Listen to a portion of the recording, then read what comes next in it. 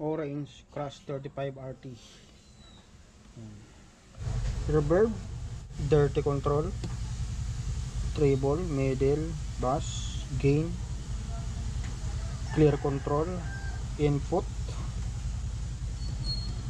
Dito yung headphone, at nandito yung merong send and return loop,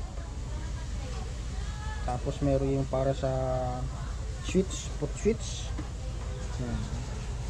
Ano din power switch, yung input AC control, yung AC cord, at may indicator sila dyan na para sa tuner. At ito yung speaker nya,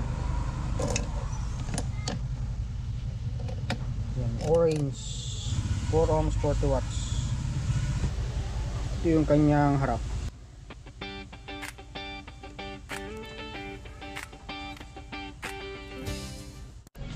Okay, silipin lang natin yung loob nya.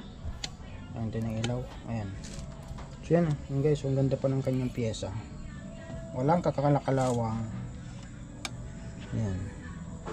So yun dyan yung pinaka channel natin itong control. Power supply ng linear power supply, positive negative. Nandun yung mga controls, IC, OP amp. Ayan. Itong control. At dito yung kanyang main amp o yung IC na amplifier. Okay, may power naman to guys. Plugin natin, power natin, at check ko na kanina, tumutunog naman siya. Lagyan natin ang input. Ayan. So ito yung pinaka-volume nya. Play natin yung music. Okay, so volume, may power naman yan. Ayan.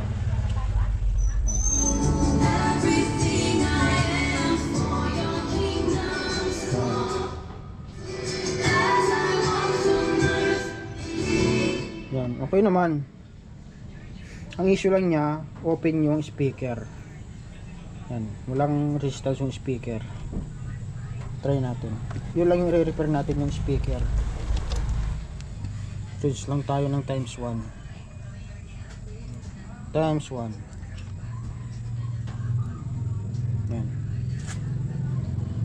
So yung terminal, yan, wala. Open siya. Yan. Okay, so tinesting natin. Nilagyan natin ng temporary speaker at okay naman, gumagana naman. Tanggalin natin yung reverberation nya. Ano?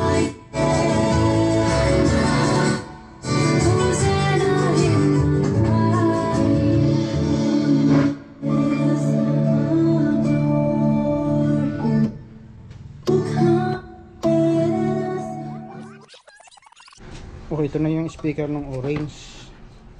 Okay, so naputol yung terminal sa ilalim. Testing natin kung may continuity na.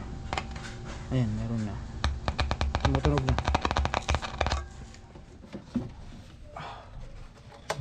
Okay, balik na natin yung speaker.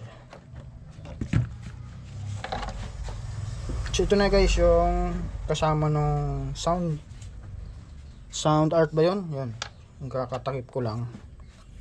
Ito na yung kasama nya.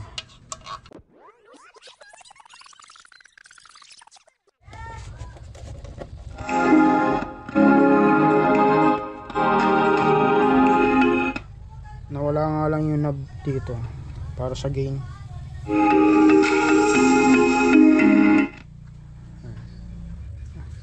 Okay na, so pwede natin i-fix.